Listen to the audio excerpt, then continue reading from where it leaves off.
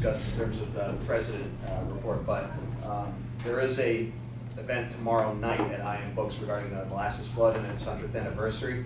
I'll defer to some other events happening around the city when Maria does her reports. But other than that, I think we're pretty good. Next meeting will be February 11th. It seems a little bit different just with the new year. We're meeting a little bit earlier, I think, in people's minds, but it's still the second Monday. And then that said, I'll turn to Maria Lanza from the city of Boston. Last week, the mayor announced his 2019 Housing Security and Economic Mobility legislative agenda. So the mayor put forth 14 pieces of legislation that will go through the State House, and some of the bills specifically, I can just speak to a few. So one, an act to further leverage commercial development to build housing and create jobs. So this bill would help us increase the amount of workforce housing fees that we collect from commercial development, so large-scale office spaces. Also an act to preserve inclusionary development, which would require IDP obligations from all projects of 10 units or more, regardless of if they need zoning or not. In the economic mobility section, an act to create economic vitality in Boston's neighborhoods. This would expand the number of liquor licenses in neighborhoods that would greatly benefit with an influx of restaurants to help drive economic activity. Through the environment sector, an act to establish a commission for a climate-ready Commonwealth. So this bill would create a regional commission to determine which entity should lead on major coastal and inland resiliency projects, and ultimately hoping that the state will take up more funding in a leadership position, which could fund more resiliency projects and guidelines. Also an act to update the transportation network company assessment. So this would allow Boston to implement a fee on rideshare companies like Uber, and we hope that this fee will help reduce the amount of congestion caused by rideshare services. And from the public safety section, an act to support the solving of gun crime. So this would require all Massachusetts police to enter ballistics information for every crime gun into the National Integrated Ballistics Information Network. And so this could also help solve crimes faster, especially with violent gun charges. A couple of events and updates from the city. So tomorrow is the 100th anniversary of the Great Molasses Flood, and so residents and individuals are being asked to gather at the site, which is right on Langone Field on Pablo Park and Commercial Street, to form an outline of the flood. So our city archaeologist, Joe Bagley, has actually worked with researchers from the UMass Boston Fisk Center for Archaeological Research, and they've conducted a ground-penetrating radar survey on the site to identify the area of the flood, and so they'll actually be creating a human outline of the gas tank. So that's going to be tomorrow morning, Tuesday, January 15th at 10:30 a.m. at Langone Park on Commercial Street, and so we'll also hold a moment of silence being led by Parks Commissioner Chris Cook. Tomorrow night is Mayor Walsh's 2019 State of the City address, and so he will review the city's progress and lay out the agenda for the next year in office. If you'd like to attend, you can, there's still time to sign up. If you go to boston.gov and find the State of the City page, there is an Eventbrite link to sign up. If you'd like to stream it, it'll be live streamed on boston.gov, and local news carriers 7, 5, 25 will be broadcasting that as well. So that's Tuesday, January 15th, tomorrow, starting at 6 o'clock p.m. It's being held at Symphony Hall on Mass Ave. And then lastly, just later this month, the Dock Square project with the BPDA will be having a planned development area meeting. So this will be a public meeting to discuss the planned development area document that was filed last Monday, January 7th. And so the Dock Square Garage proposed project is a 7-story vertical addition to the existing building, which will contain up to 250 multifamily residential units, and reduce the amount of parking that's on the site. Currently, that's where the Hard Rock Cafe is, if you're trying to place it on Clinton Street, right at the edge of the north end, between the north end of Faneuil Hall. So that meeting will be Monday, January 28th at 6 o'clock p.m. And that'll be held right at Boston City Hall on the 9th floor in the BPDA boardroom, which is room 900. And then just lastly, a fun event that's going to be taking place from the Massachusetts Film Office in collaboration with the City of Boston Office of Diversity. So they are hosting a movie business job fair, And so if you're interested in working in the movie business, you can find out about ways on learning to how to become an actor, or how to work behind the camera and different production level or entry level work with the Massachusetts Film Office. And so that'll be January 26th from 10 a.m. to noon, and that'll be at the Bruce Bowling Building in Dudley Square, 2300 Washington Street. The doors will open at 9:30 a.m. and you do have to register, so you register by January 29th, and that's from the mafilmoffice.org. And other than that, Great. Yeah. Can I just ask a follow-up question? Sure. So for that fee, for ride sharing program, would that be applicable to bike sharing and scooter sharing as well? Or is that just strictly like Uber, Lyft? and right now, I think it's towards like vehicular ratchet, but I can get back to you on the specific. So, there were not too many issues. There was a robbery on Prince Street where 3 teenagers robbed a gentleman for $20 and a phone, and they ran away. There was a break-in and entering at the Soul Optics eyeglass place. Apparently 53 pairs of glasses got stolen worth $18,000. And the incident is under review. And then there's an assault and battery on North Street. That was a domestic violence incident. There was also in 2018, there was 0% change in Part 1 crime and a 10-year low in Part 1 crime. These are crimes classified as serious felonies and used by the FBI to produce the annual crime index. Apparently, it's at a 10-year low. So that's it. All right. Oh, one second, before we get to that too, sorry, this is not on the agenda, but I want to ask Mary Ann D'Amato in our audience to speak to some recent ongoings at St. Leonard's. Hi, everyone.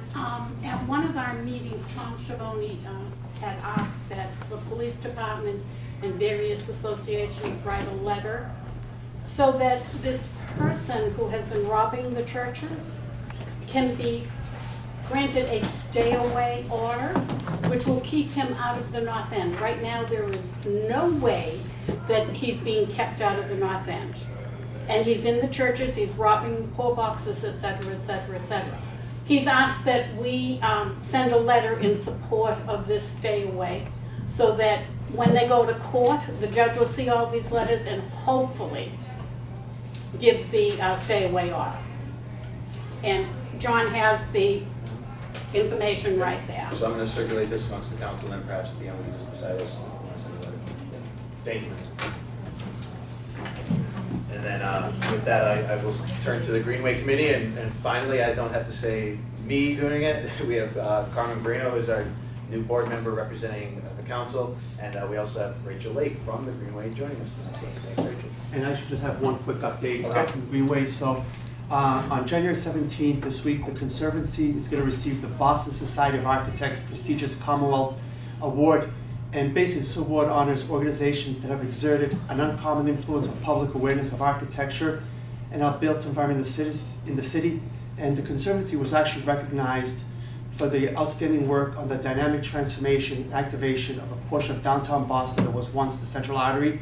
And the Conservancy may also win in 2 other categories that were nominated. And one is for the Eckelman aerial sculpture, has been nominated for both the Harrelson Parker Medal and for the People's Choice Award. So as I have more information, I'll let everybody know. And that's Excellent. it. Thank you. Just really quick. Yeah, sure. So I was gonna say, my only update is that we now have Carmine as our phone. Okay. Thank you. We're really excited. You should have gone first. Yeah, the Harleston Parker Medal is like a really big, like, architectural award. We're pretty sure the Appleman's the only temporary thing that would ever win, so we're really excited to hear. And People's Choice Awards is just through social media, so if you guys love the Appleman, hop online and vote for us. Oh, perfect. It's my little plug there. All right. Thank you. Thank you both. And I'll turn to Brett to the Harborfront Neighborhood Alliance. So last week we met with the Harborfront Neighborhood Alliance, and right now we're just on the stages of planning stuff for the next 6 months. We just received the extension on the grant from the Bar Foundation So we're trying to come up with some program and some educational opportunities. So one of those opportunities might be partnering with a environmental agency within the city or a not-for-profit to come to local neighborhood organizations like tonight's meeting and just discuss what the neighborhood would like to see along the waterfront and when it comes in terms of public access and climate resiliency and everything like that. Aside from that, they're planning a symposium around May, or an idea that's been floated around to maybe have a panel for all the Boston Harbor organizations to discuss Chapter 91, public access, and what are the issues across the city. Aside from that, we have our meeting next month. We'll be graced with the presence of Lydia, who will be present at the meeting to kind of tell us what she's doing for the city and how she's helping us out in the North End as far as Chapter 91, public water access, and climate resiliency. Thank you. All right, and then for our rough report, Ashley? Thank you, updates. Excellent. And I don't think we have any for resident parking traffic this time? No updates. All right. We basically, just as per procedure, every couple of years, at least every couple of years, like to look through our bylaws, clean up some language, maybe add some things or subtract some things as we encounter them. So to that end, we just had some clarification in terms of ambiguity and other wording that we won't discuss, but the substantive ones I will ask Brett to quickly review. And then certainly if anybody has questions or comments, we'll welcome those.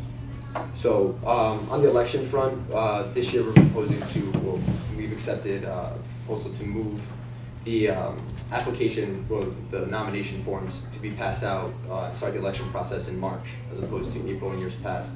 This will give us an extra month to let candidates go out, get the 40 signatures, and give them plenty of time to run for the council in their seat. I'm pretty sure we will be meeting in March instead as well now to confirm all the election details and everything. To that extent, that's all I have for that. There's some other proposals going forward right now that we're still waiting for approval. So I'll have more updates on the election front next month. What? Yeah, I think it's just the date of the election for right now. Yeah, so then the election date is, I believe this year is going to be Saturday, May 11th.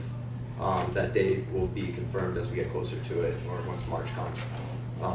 Some other issues that we covered are now that we are requiring all petitioners to, when they come before us, to send us the list of names as well for all the butters included with the property. So that way, I think there was an issue a couple months ago where some people claimed that they weren't notified and it wasn't directed at them. So it might have been sent just to the property owner. So we want to make sure that all the renters are also aware of what's going on with any petitions that about their property. And then Brett, what is for abutting? Is there feet or is it front, back, side, and side? I'm sorry. How do you define an abutter? What is it? It's three to the left, three to the right, and then directly across, directly behind. And I think the same thing accounts for that as well, where it's directly across 3 buildings over, directly across 3 buildings to the left as well. But we're also going to include a link to the city's website that shows all butters too. Yeah, so to make it as easy as possible. I mean, the idea is not to inhibit anybody from, notifying folks. It's just so that everyone it's more transparent, because it was, we're not the post office, so we take people's words for what they say before us. But it's good to at least have that. That way, if somebody comes in and say, we didn't get that letter, well, you should have, because your name's right here. Are you buying a certified mail or just a document? No change in operating procedures, it's just kind of opening. I mean, theoretically, everyone should have these names and numbers anyway, because they're doing it as a matter of course of their notification process. It's just a matter of making sure that everybody here is aware of it as well. Just to clarify some issues when it comes to conflict of interest on the council and any matters. So obviously we have, what are the current conflicts of interest? Just familiar or monetary? Yeah, so familial, monetary right now. So what we're trying to do is extend that to make sure that if anyone feels that they are conflicted in any way, that they're unable to make a unbiased vote that evening, they would have to make a request to the council members, requesting their excuse from voting or withholding their vote for the given petition or whatever matter that they're concerned about. That vote, that proposal will have to be approved and supported by 2/3 of the council. So So that's the other thing that we've accepted, aside from all the other minor ambiguities. Right, and that just came as a result of, through the years, you know, and oftentimes people just have one night, I don't wanna say excuse, 'cause it's not really an excuse, but they have a concern that there won't be, the appearance of impropriety is not there because maybe they shop at some restaurant, or they go to some restaurant all the time, so if that person comes before us, then they might feel conflicted. So this would give them an opportunity to state that, and we can discuss it, and that way vote accordingly. I mean, obviously, we want to err on the side of voting as a council, and everybody has friends and family, but it's just another barrier in there that we can, case by case basis, see whether there is a conflict, and that way they can recuse themselves. Yeah, that's about it. We'll have more, there should be more updates next month. We're gonna finalize any additional proposed amendments to the bylaws next month. So we'll have more announcements for you guys in February.